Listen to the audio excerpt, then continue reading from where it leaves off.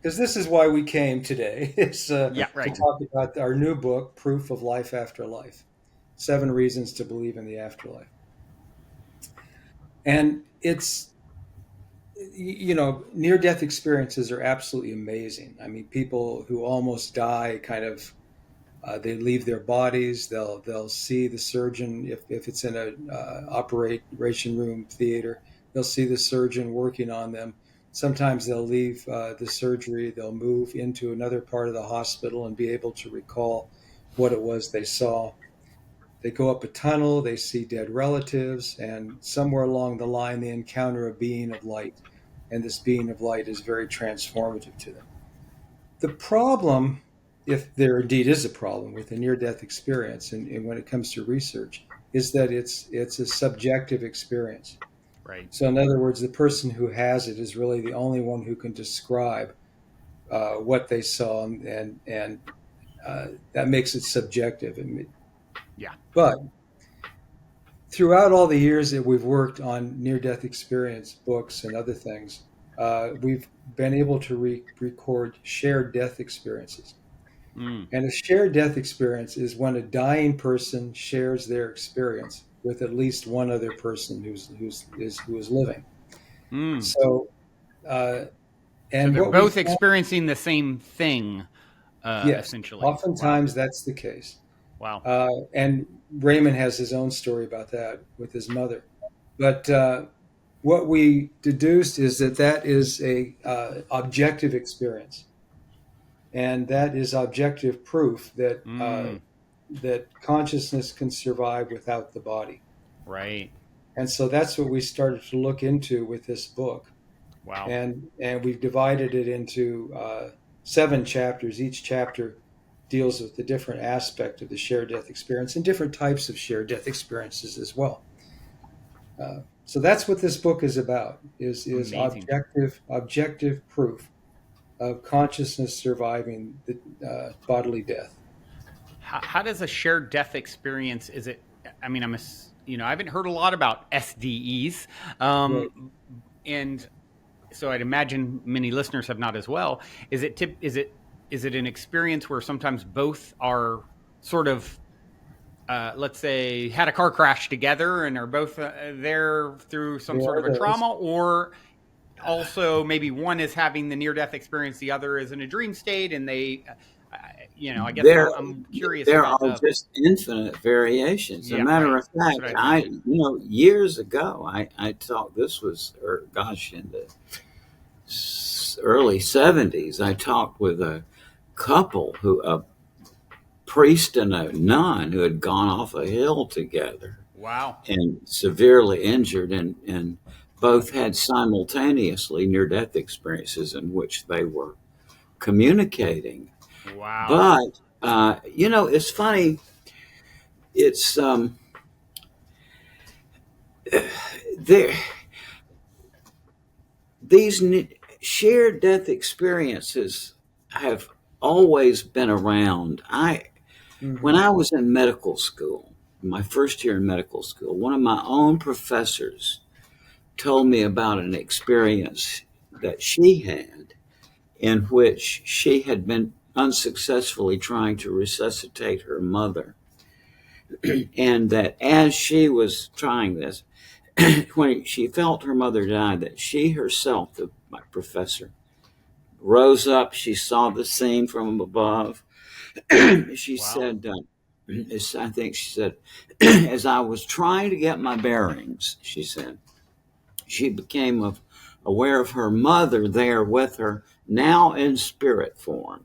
Wow. She said her goodbyes to her mother.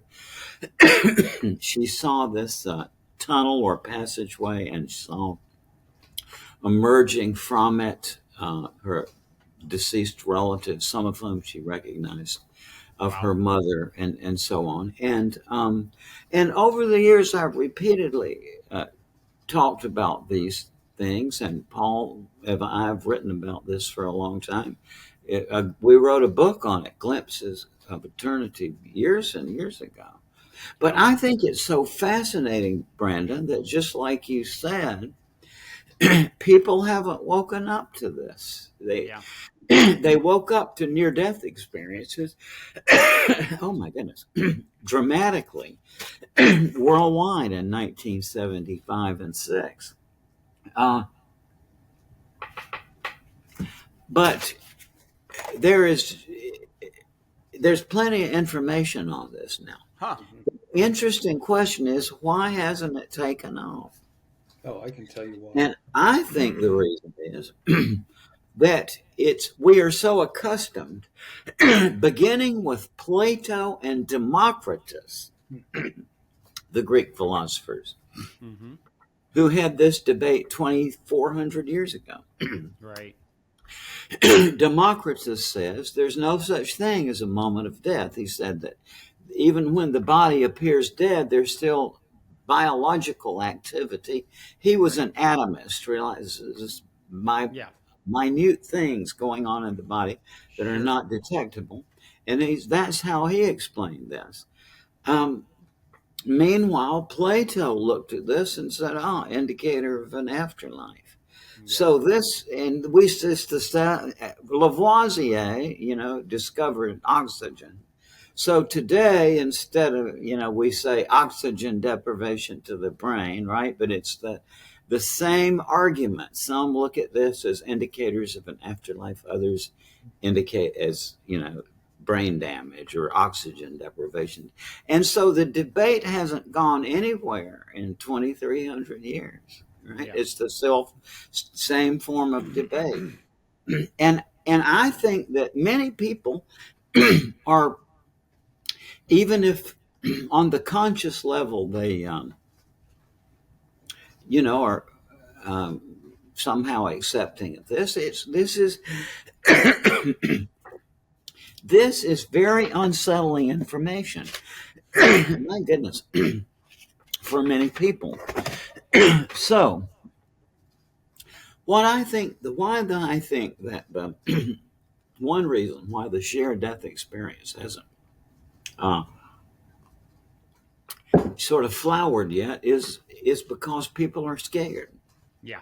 Right. It's like if you laid out of that framework of the oxygen deprivation to the brain versus the afterlife.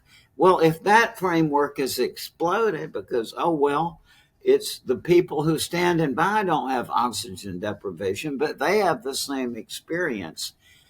Now, what do we say? Yeah. It doesn't follow from the fact that these experiences are not oxygen deprivation to the brain, that therefore they are, life after death. Right. So we are left suspended, and many people are terrified of having to say, I don't know, or thinking that something that's important is unsettled. So where I see this is going in the 50, 60 years I've studied this, I think that in the 70s, when my book came out, the reason it was so quickly accepted was that by that time the cardiopulmonary resuscitation technique was so widely employed that something that had always existed but was just extraordinarily rare suddenly, just within a few years, becomes very common. And now, 50 years on from that, it's even more so. That so many people out there have, in effect, been on a temporary voyage to the other side. Yeah. Yeah. That it's like that, in a funny sort of way, the afterlife is penetrating this life.